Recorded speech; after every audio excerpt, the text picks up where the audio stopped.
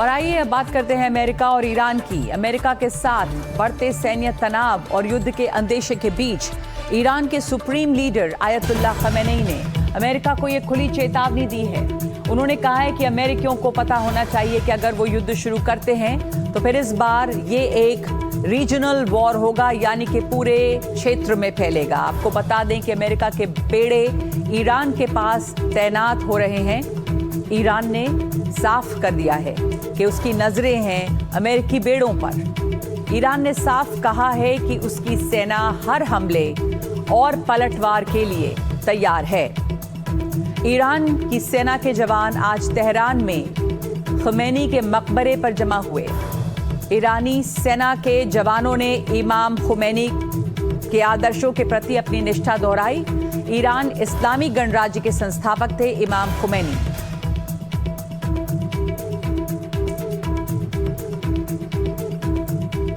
जिस वक्त ईरान पर अलग अलग उस हमले के प्लान बनाए जा रहे हैं, उसी दौरान ईरान को समंदर में घेरने की नई तैयारियां भी हो रही हैं। सवाल यह है कि क्या अमेरिका और इजराइल ईरान पर हमले का प्लान बना चुके हैं। इस बीच एक और खबर आई है जिसके मुताबिक अमेरिका ने एक और वॉरशिप वहां पे उतार दिया है लाल सागर में।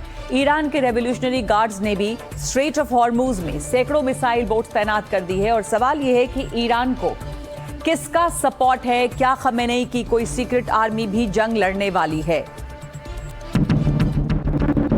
We need it for strategic national security and international security.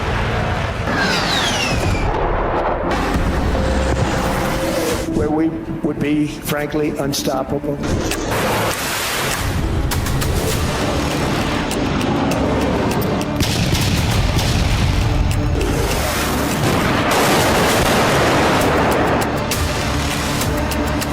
एक बारूदी बेड़ा पहले ही ईरान के खिलाफ मैदान जंग में है, अब दूसरा भी उसे घेरने के लिए पहुंच चुका है। लेकिन इस बार समंदर बदल गया।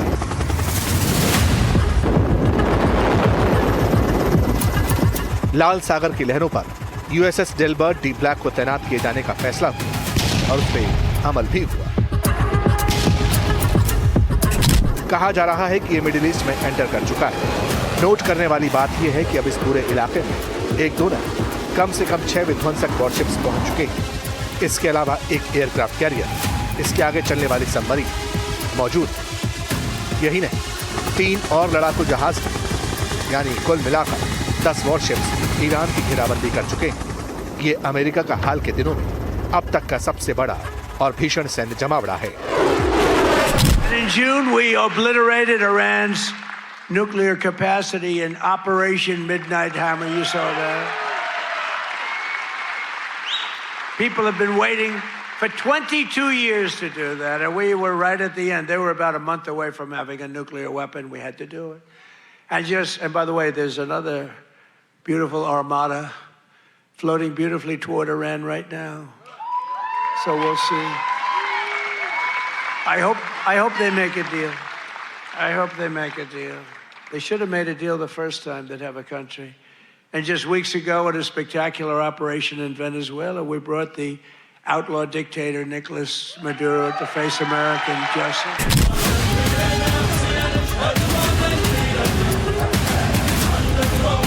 तैयारी तो ईरान ने भी कर ली। उसने ऐलान किया है कि युद्ध की रिहर्सल करेगा, उस जगह करेगा जहां से दुनिया को तेल की सप्लाई होती है, यानी स्ट्रेट ऑफ हॉर्मुज में बारूद बरसेगा। लेकिन सवाल है, क्या ईरान इस लड़ाई में अकेला है या फिर उसके साथ कोई और है?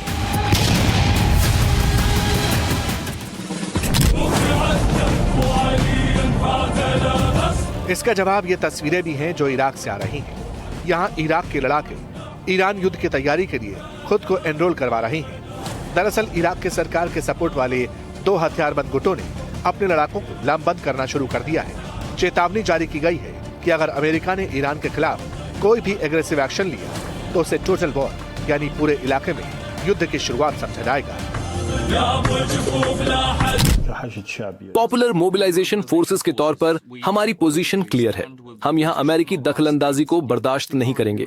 हम ईरान के खिलाफ किसी भी हमले का विरोध करते हैं और ईरान की रक्षा के लिए उसके साथ खड़े हैं, क्योंकि इस तरह के हमले एक देश के आंतरिक मामलों में दखल माने जाते हैं और ये हमले दुनिया के सभी नियम कानून के खिलाफ हैं। ये सिर्फ इजराइल और उसके वजूद को बचाने के लिए किया जा रहा है।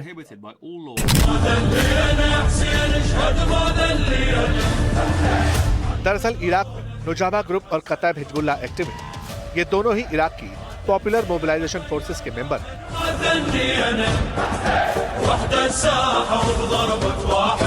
2015 से 2017 के बीच पश्चिमी इराक को आईसिस से आजाद कराने में इनका अहम रोल था। लेकिन सवाल ये है कि ये ईरान की मदद क्यों करना चाहते हैं? तो इसका जवाब है सुप्रीम लीडर्स की सिक्योरिटी करने वाले ईरान के रेवोल्यूशनरी गार्ड्स।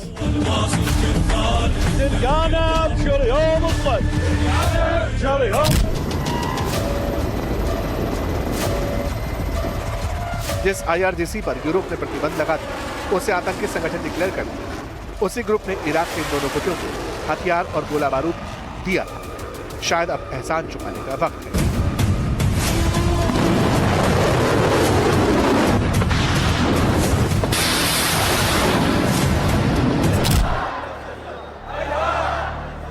लेकिन बात तो लाल सागर की लड़ाई और लेबनान से ऑपरेट होने वाले हिजबुल्लाह की भी हो रही है।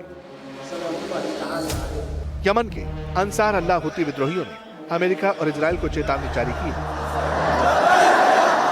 अगर ईरान को निशाना बनाएंगे तो वो लाल सागर में अमेरिकी और इजरायली चाहतों और संपत्तियों पर फिर से हमले शुरू कर देंगे।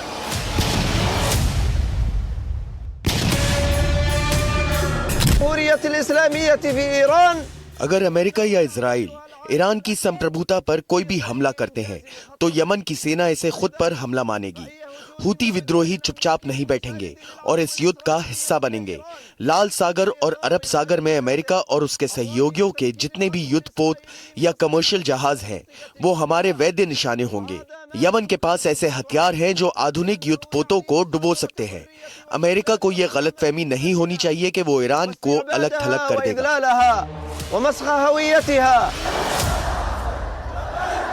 लेबनान से आई ये तस्वीरें इजराइल और अमेरिका को ड्राइंग बोर्ड की तरफ दोबारा खींच ले गई, क्योंकि लेबनान से ऑपरेट होने वाला हिजबुल्लाह ग्रुप चट्टान की तरह ईरान के साथ खड़ा है।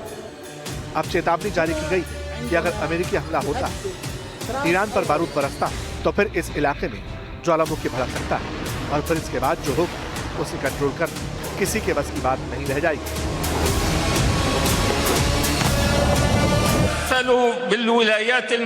अगर अमेरिका ईरान के सर्वोच्च नेता आयतुल्लाह अली खमेनी को कोई भी नुकसान पहुंचाता है या उन पर हमला करता है, तो इसे केवल एक देश पर हमला नहीं माना जाएगा। ये पूरी दुनिया के शिया समुदाय के खिलाफ युद्ध की घोषणा मानी जाएगी। खमेनी सिर्फ ईरान के एक राजनीतिक नेता नहीं है, बल्कि वो करोड़ों शिया मुसलमानों के लिए लीडर है। ट्रंप प्रशासन ईरान को कम आंकने की गलती ना करे, क्योंकि अमेरिका युद्ध शुरू तो कर सकता है, लेकिन वो इसके बाद होने वाले क्षेत्रीय और वैश्विक ज्वालामुखी को शांत नहीं कर पाएगा। कुल मिलाकर कहा जा सकता है कि ईरान और उसके साथ इजराइल और अमेरिका के खिलाफ खड़े डटे, और कहा जा रहा है कि अगर हमला हुआ तो फिर पीछे हटने का तो सवाल ही नहीं। आमने सामने की टक्कर होगी, जवाब दिया जाएगा और दुश्मन को बर्बाद करने की बातें टॉप लेवल तक हो रही हैं।